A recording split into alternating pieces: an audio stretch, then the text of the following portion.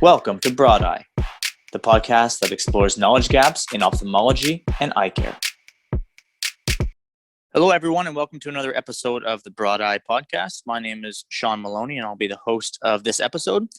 And today, I'm very excited to be introducing our guest, is David Demers. So David is the Executive Director of CNIB Quebec, and he also has a new title. So first of all, David, welcome to the show. Hi, Sean. It's very nice to be here with you. Thank you. Thanks. Can you tell me just a little bit, we were talking a little bit before we started recording about your new role within the CNIB. Yeah, definitely. I just recently was given the privilege of taking on the role of executive lead for Frontier Accessibility. So I'm still going to continue being the director of Quebec and stay focused on success for the Quebec division, but also Frontier Accessibility Canada-wide is our accessibility consulting services. So we can help government organizations or corporations to become more accessible, whether it is through their website, through their customer service, their actual buildings, making sure that they're accessible. So we can help them make sure that they meet all the highest standards of accessibility. That's amazing. And we're going to dive into accessibility a little bit later in the conversation. So I'm going to have a few questions for you around that. So I was hoping we can kick this off with just talking a little about your personal story of how you lost your vision and how that inevitably, in fact, impacted your career at the time as a photographer. Yeah, definitely. I was a fully sighted person in a past life, as I like to say. And I was the type of person who had all of those preconceived myths in my mind about blind people. I thought blind people with the white cane are totally in darkness, basically. And I've, had all those misconceptions, not really knowing what blind people can do and so on.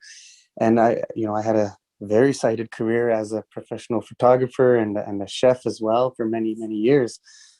So I suddenly lost my vision about 10 years ago in 2009. And it was quite sudden, actually. I literally drove to work in the morning and couldn't drive back home. So it was quite a shock. And from there, my life took a whole new turn. Is that something that, like, what actually happened, or is that something you want to dive into? Because, I mean, that's, vision loss for most people tends to be a, progressive type of thing, unless there's some sort of trauma. In your case, is it something that you want to dive into, or leave that for another time? I don't mind at all because, I feel that through my experience, I can help others in my situation. And that's why I'm doing what I'm doing today with the CNIB, because when I lost my vision, I realized all of these misconceptions that society had about blind people. And I wanted to prove society wrong in a way and show that, I still want to contribute to society. I still want to participate and work and have a fulfilling and flourishing life. So I was able to achieve that life for myself, and I want other people to get it as well. So I don't mind at all talking about my situation. And so essentially what I have is a congenital disease called Leber's Hereditary Optic Neuropathy. And we did have a great uncle who had vision problems, but it was back in those days when medicine wasn't so advanced, so they didn't know what he had. And, so we kind of discovered that we had this disease in my family through me. And it's a disease that can affect mostly males around the age of 20 to 30 years old. And and it's quite sudden. Like I said, I lost, I was starting to have trouble with one eye, but nobody really knew what was going on. And then a few months later, the other eye kicked in, and that's the day where I drove to work and couldn't drive back home. And so what happened is I lost my central vision. So in the center of my vision, I can't see anything at all. And in my peripheral vision, I just see shapes and shadows. And that was like in the blink of an eye.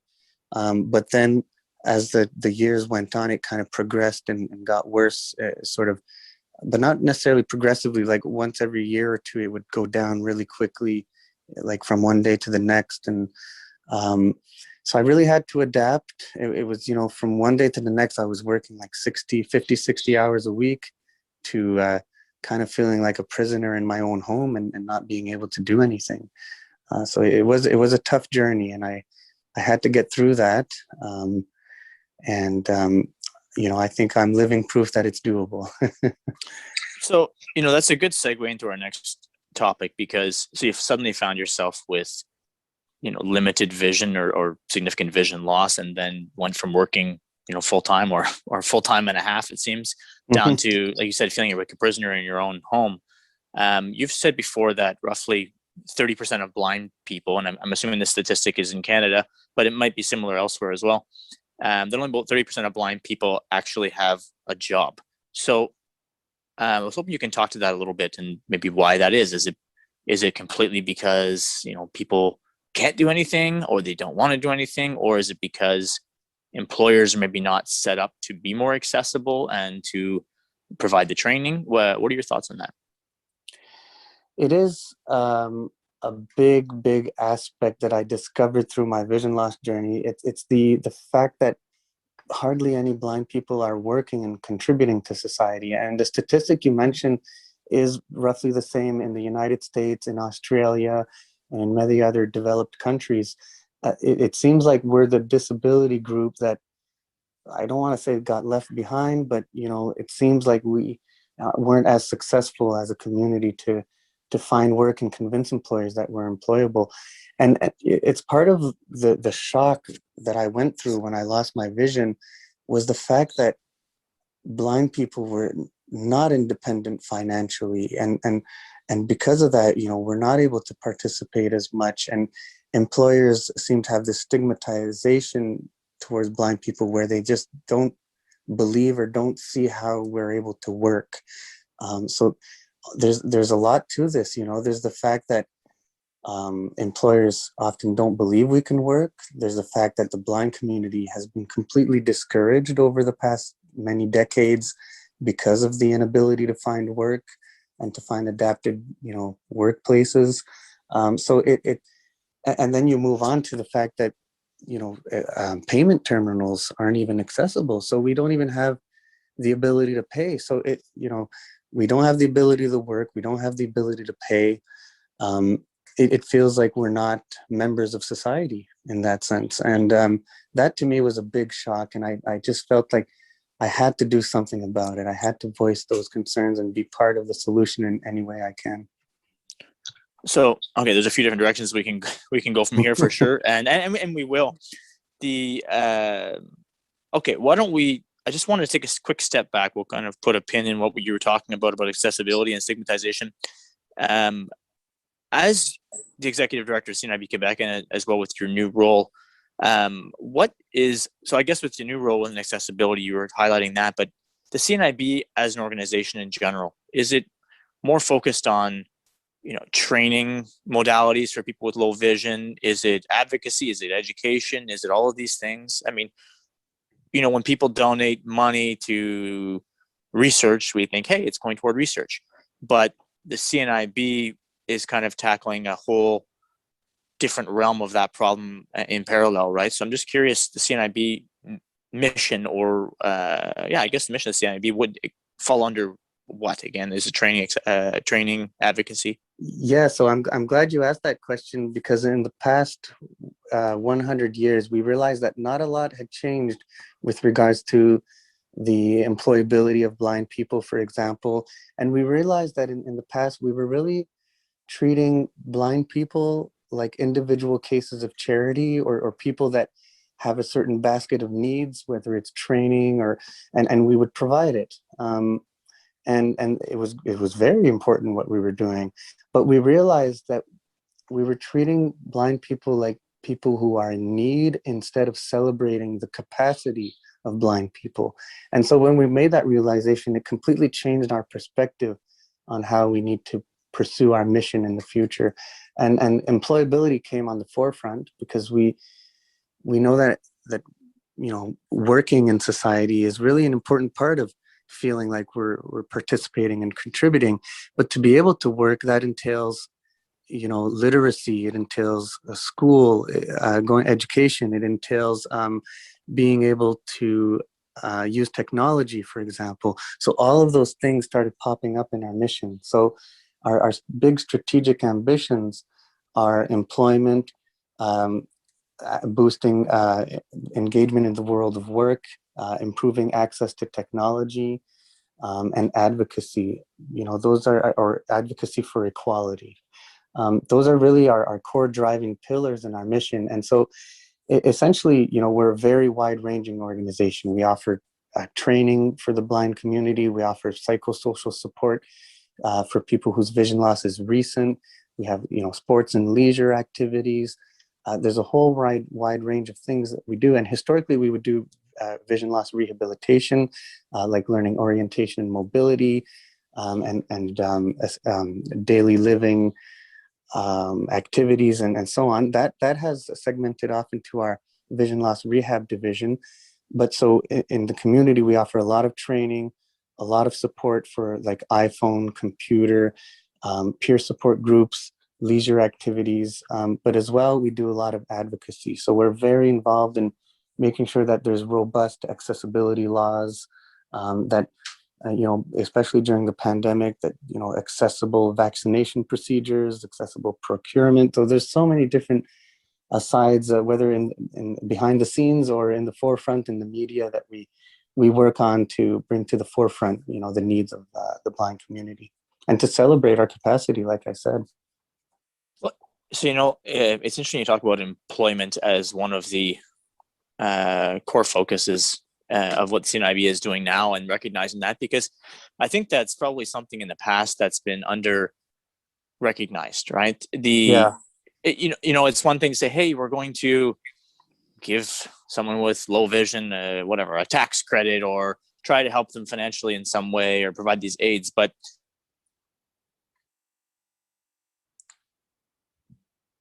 culture code, and what the author of that book, he pointed out a lot of things, but one of the things that he pointed out was that in North America, at least, we strongly associate our personal identity with the work that we do, right? Which is also probably why many people have a hard time retiring. Right? If you're a someone who works for 40 years and then retires, sometimes people feel lost. Right? Work is a big part of our identity. So when somebody loses their eyesight, or a significant percentage of their vision, they're also, and then loses their job on top of that, because of that, it's really like a double whammy to the personal identity. And I think that with the CNIB focusing on employment as a major branch of what they're doing, I think is a really, I think it's a really smart thing to do, that maybe people don't think about, individuals might not think about that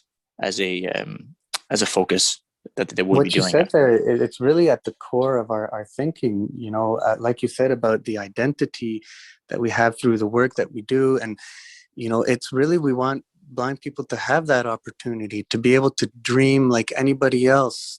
I'm one of those people who believes that, we probably work too much, but I like to try to find work that is in line with my passion. And like today, I feel like I have a mission in my work, so it doesn't feel like work.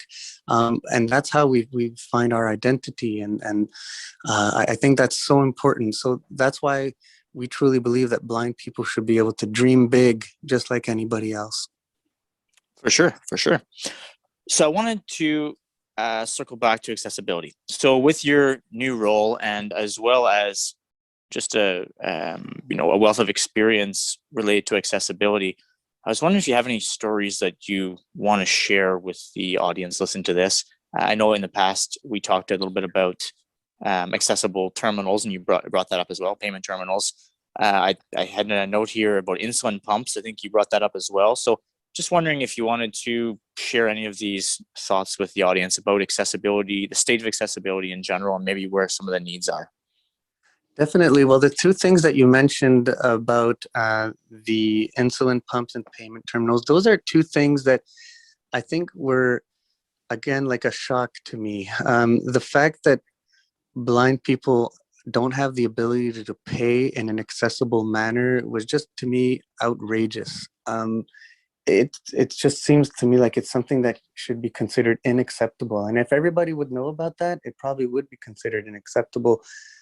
It's a fundamental piece of being independent. So that was to me one of my first realizations about something has to be done for our community. And I don't have diabetes, but I know that diabetes is one of the leading causes, one of the four leading causes of blindness in the world and in developing countries. And one of the big reasons for this is blind people aren't able to control their insulin properly. There's no accessible devices. And that to me also is outrageous in the sense that, you know, there's kind of like a breakdown in the continuum of medical care there, where one professional sort of told the other that, hey, my patient has diabetes and vision issues and needs a solution to control their insulin. To me, this needs to be solved right away. And CNIB is working very hard on this because during the pandemic, the problem became even more exponential because people didn't have attendants that could come to their home and help them with that. So those things to me were very shocking. But accessibility in general, in my mind, is there's no reason why we can't dream big, like I was saying before.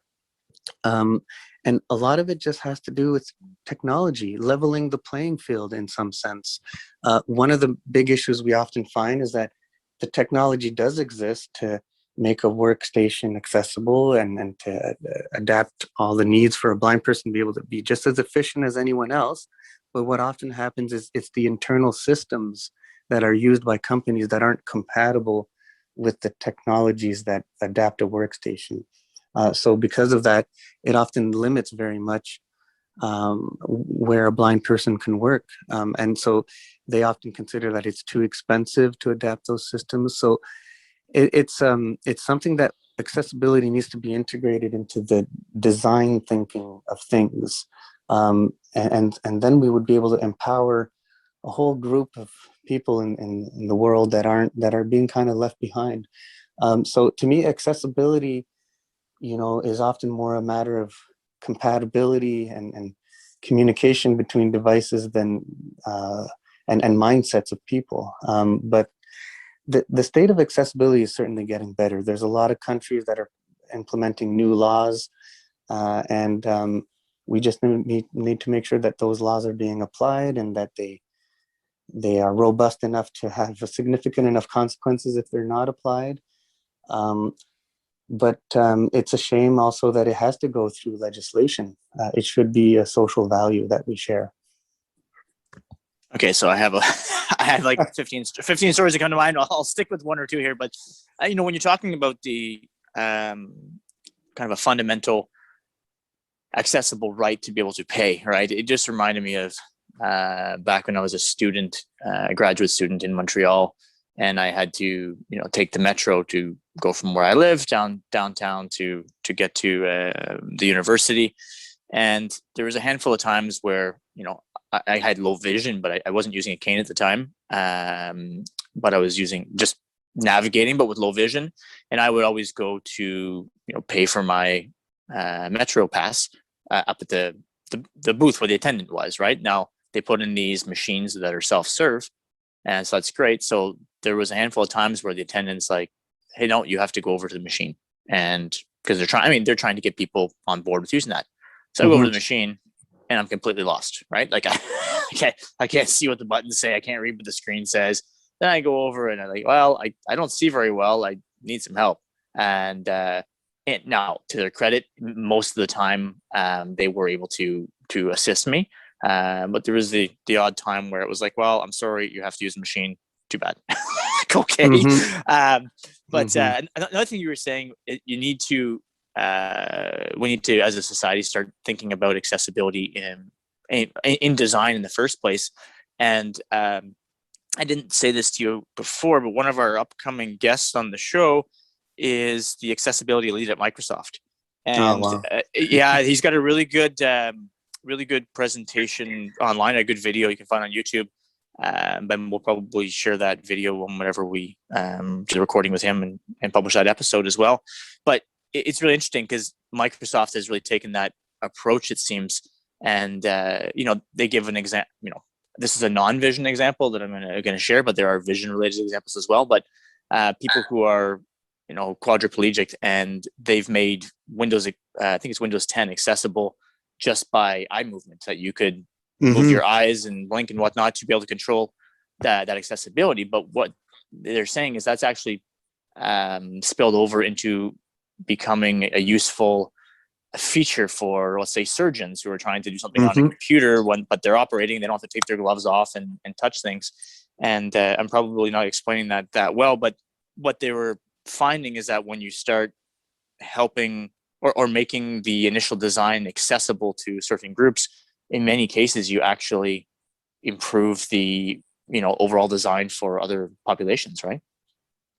It also makes you think about just voice to text and text to voice. I mean, years ago, the Dragon Naturally Speaking programs that where you could talk and your Microsoft Word document would be type it out and whatever you were saying. Well, this function is now widely used in cell phones for hands-free for people who are not visually impaired, right? So some of these, like you said, design thinking around accessibility not only can actually help people who need the accessibility functions, but can actually be beneficial in general. So I'm going off on a long tangent here.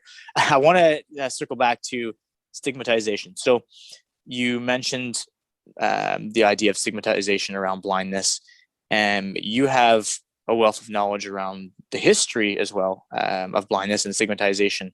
I was hoping maybe you could take that thread and run with it a little bit. Sure. I'm actually quite fascinated by the history or condition of blind people in general, and in Canada and North America. I've done a lot of reading about it, and it's really a topic that interests me, but also helps me get some perspective on my job, because they often say history repeats itself, or we want to make sure we don't make the same mistakes in the past or whatnot. So I like to have that understanding, and I often think that we can kind of understand where the stigmatization comes from. In the past, over 100, 150 years ago, blind people were typically put into asylums. And that's kind of sounds like a nasty way of putting it, but essentially that's what it is. They were dormitories where they were left to live there, and sometimes they were given some education, very basic education. But we didn't know what to do with blind people, and we would put them in homes like that. Except versus in rural areas, it wouldn't happen as much. They would tend to find ways for blind people to help around the farm and so on. But in Canada, this has been going on for a long time. There were some provinces where, going all the way up to the 1970s and early 80s, there were still these types of residential homes or asylums for blind people. They ended up being called schools, and then now they've phased out, and there's not really anymore a dormitory type part of it, except when there's several different conditions, when people have more than one condition on top of blindness. But essentially, I think that because of that, because blind people were in those homes and didn't go out much, society wasn't very exposed to seeing people with white canes or with guide dogs and such. So because we weren't very exposed, and it's only been about maybe 40 years now that we're trying to integrate blind people into society, I think it's just not enough exposure has happened, and that kind of explains why we meet presidents of corporations and they say, well, I don't understand or see how a blind person could actually work if they don't see their screen, or things like that. So those kind of like deep rooted ways of how we used to do things kind of explain how or why the condition is today, or how it is today. And I'm not sure what part of that you would like me to expand on, but it's interesting to me to learn that it's been so long, going up to the 1970s, that blind people were still being put into homes. Oh, for sure. I mean, again, we don't have to do a deep dive on that. You can probably do an entire dissertation on that. I'm sure people have, right? I'm sure people have. But it's pretty phenomenal to think that in such a recent history. I like to think of the early ages as recent history because that was when I was born, right, in '82. So I don't like to think of it as too long ago. But yeah, it's pretty amazing to think that that was the condition. And for sure, when you bring up the idea that corporate executives might not, they might question, well, how can this person basically be useful in my corporation? I think part of it's just education side of things too, right? So, and I think the CNIB and other organizations are working toward that as well. So I think that's really good. Yeah.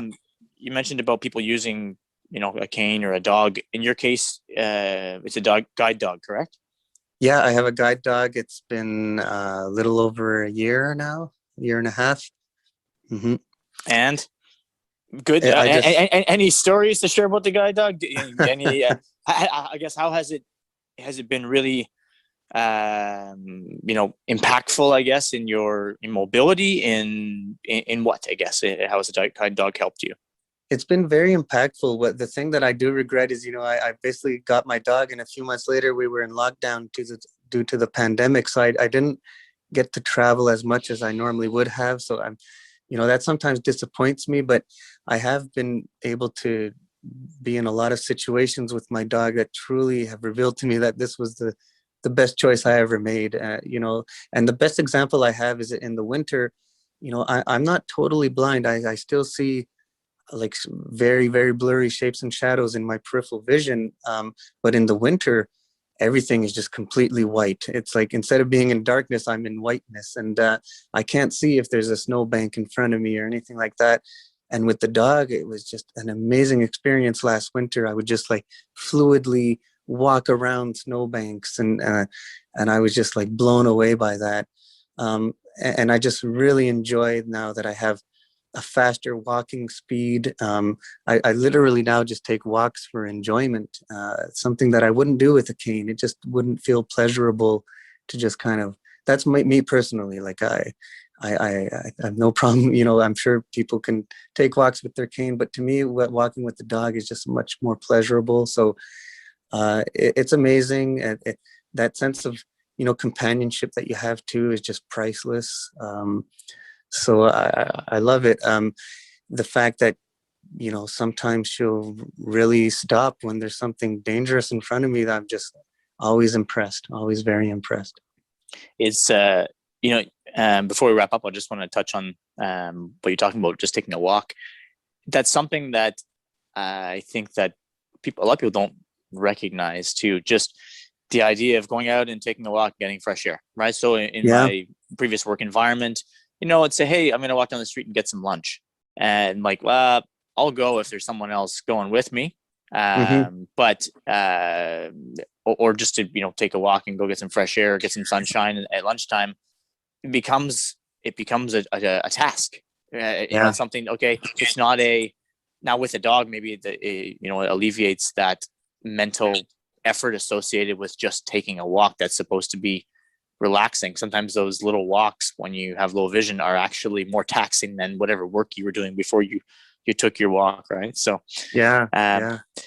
so David, listen, I think this is a good spot to wrap this up. We can probably plan to do a round 2 at some point, because maybe we can unpack that history and stigmatization in a future episode. I think it would be an interesting topic to dive into, just to give some perspective, a little bit of why we are where we are right now in society. But listen, I want to thank you for joining on the show today. And is there any final words you would want to share with the audience in terms of information they should check out, initiative of the CNIB, etc.? Well, that's thanks for asking, and thank you for having me on your podcast, Sean. It was really a pleasure, and love to do a round 2. There's a lot going on at CNIB. It's always so many different things. So it's good that you check out cnib.ca and that you like our Facebook page, because then you'll be up to date. But if there's anybody out there who needs a smartphone, for example, who can't afford it, or if this would be a solution that would help them be more independent with a GPS or with a text-to-speech software, there's our Phone It Forward program that people can call us up and and register for that program and get a smartphone and get training on it. So, if this is something that could help you be independent, go to phoneitforward.ca or cnib.ca and you can find out all about that. I never even heard about that. So that's interesting. I need to probably get up to speed on what the CNIB is offering as well too. So, and in fact, I'll just make a call to action as well. If anybody has a smartphone to donate, this program depends on smartphone donations that are in relatively good condition. So please also go to phoneitforward.ca to donate your lightly used smartphone that could help someone.